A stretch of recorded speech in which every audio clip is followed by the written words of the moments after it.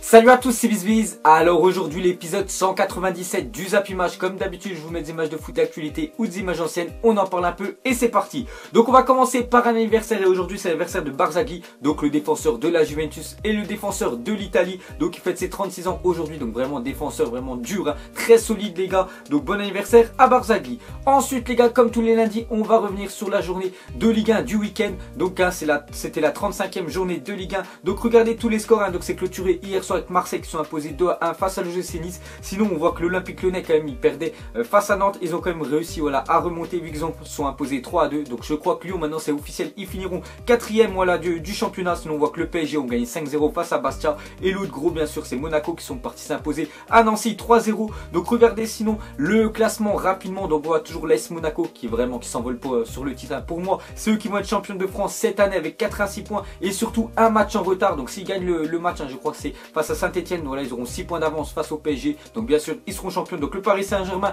eux ils sont assurés d'être deuxième, hein, voilà, minimum bien sûr deuxième, vu que le GC Nice ont perdu hier. Donc Nice aussi assuré d'être troisième. Et l'Olympique Lyonnais je crois assuré d'être quatrième. Et c'est surtout où c'est passionnant les gars, c'est pour la descente en Ligue 2, voilà, vu qu'il y a pas mal d'équipes qui veulent se maintenir. Donc on va jusqu'à partir de Caen et jusqu'à Bastia les gars, ça va être vraiment serré entre toutes ces équipes là. Ensuite on va parler de Gomis, encore buteur hier avec Marseille face à Nice. Donc plus que jamais meilleur buteur en activité de Ligue 1 avec 120 réalisations. Donc regardez le classement des buteurs en activité. Donc Gomis 120, Lacazette 96, hein, sûrement les derniers matchs bien sûr de Lacazette en Ligue 1 parce qu'il risque de partir bien sûr cet été. Sinon Erding 92, Cavani 87 et Briand bien sûr 74. Ensuite on va parler de Mario Balotelli, a battu hier son record de buts sur une saison en championnat, auteur de son 15e but de la saison en Ligue 1. Donc avant son record c'était 14 buts lors de la saison 2011-2012 quand il jouait au Milan AC, et cette année il est déjà à 15 buts. Donc voilà, c'est son record bien sûr personnel. Donc j'espère qu'il va continuer l'année prochaine à Nice. Ensuite regardez le tweet de l'OGC Nice à la fin du match entre Marseille et Nice. Donc 94e minute c'est fini,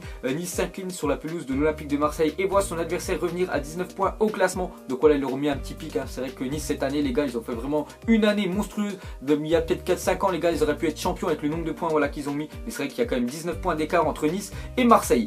Ensuite les gars, on va parler d'Alexis Sanchez. Donc à la demande d'Ancelotti, le Bayern souhaite boucler rapidement le transfert d'Alexis Sanchez avec une offre de 65 millions d'euros. Donc Alexis Sanchez l'année prochaine, voilà, il risque de partir. C'est même pas il risque, c'est il va partir. Donc il y a plusieurs clubs, hein. Je sais qu'il y a le PSG, il y a Chelsea et il y a maintenant le Bayern Munich. Donc on verra où va partir Alexis Sanchez, mais c'est sûr, voilà, pratiquement à 100% qu'il restera pas à Arsenal. Ensuite on va parler de Kylian Mbappé, n'est pas intéressé par Manchester United car il n'aime pas leur façon de jouer. Donc hein, c'est un article voilà, dans le journal L'équipe, donc bien sûr hein, c'est sérieux. Donc hein, il n'ira pas à Manchester, mais on le verra peut-être hein, bien sûr au Real Madrid. Ensuite on va parler de Riyad Mahrez, donc le joueur de Leicester, et on voit que l'Olympique de Marseille prêt à mettre le paquet pour Riyad Mahrez.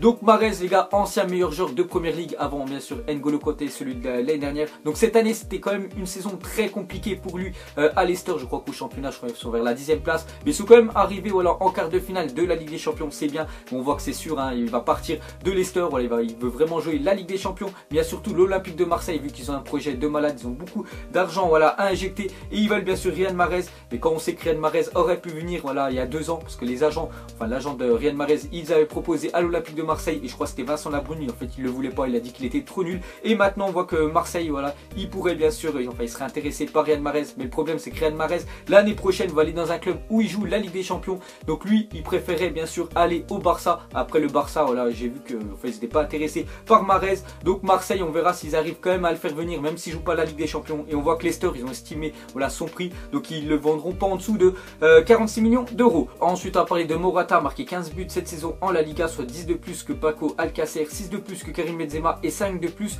que Neymar. Donc quel joueur. Donc Morata c'est vraiment dommage parce qu'en fait Zidane hein, voilà, il préfère largement Benzema vu que les deux sont français, voilà, donc il a toujours préféré Benzema en numéro 9 bien sûr au Real. Mais on sait quand Morata voilà, rentre en cours de match les gars, il est toujours décisif. En plus je crois qu'il a encore marqué face à Grenade vu que le Real a gagné 4-0 hein, ce week-end alors que c'était l'équipe B. Et voilà, Morata fait partie de l'équipe B, mais regardez tous les buts qu'il a marqué. Donc déjà 6 de plus que Benzema, alors que Benzema quand même est titulaire. Donc peut-être que Zidane devrait penser voilà, mettre plutôt Morata que Benzema. Ensuite on continue avec le Real. Donc au Real des jokers en or. Donc hein, comme j'ai dit, ils ont gagné 4-0 face à Grenade samedi. En fait Zidane il a fait tourner l'équipe hein, surtout voilà, pour préparer le match retour face à l'Atlético mardi ou mercredi soir plutôt. Donc à regarder des remplaçants impliqués dans, on voit que voilà, l'équipe B bien sûr du Real Madrid sont quand même impliqués dans 64 buts, ce qui est énorme hein. Donc on voit Isco, Morata, Rames, Lucas Vazquez, Kovacic et Asensio. Asensio. Donc vous voyez le nombre de buts et passes qu'ils ont fait par rapport au Joker, bien sûr on peut dire, du Barça. Eux ils sont seulement impliqués sur seulement 32 buts. Donc on voit Gomez, Alcacer, Tourane,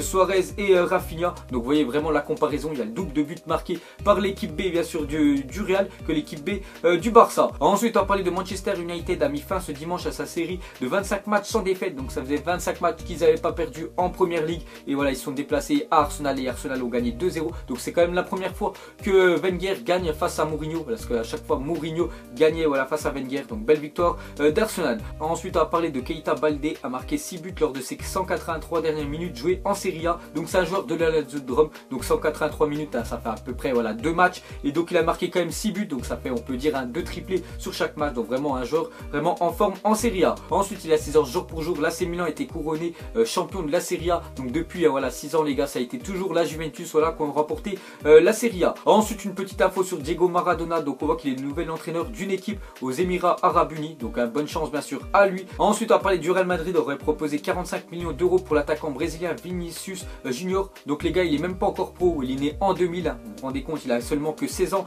Et donc là il joue à Flamengo. Donc regardez tout le parcours qu'il a. Donc maintenant il a débuté à Flamengo U17, il a seulement 15 ans, il est déjà surclassé en U17. Et on voit que le Real ont déjà proposé 45 millions pour, on peut dire, une future pépite, parce que je pense s'y mettre autant, c'est vraiment qu'il doit être bon. Après je le connais pas du tout. Et on voit que même le journal Marca ont confirmé bien sûr les infos de Globe Esporte.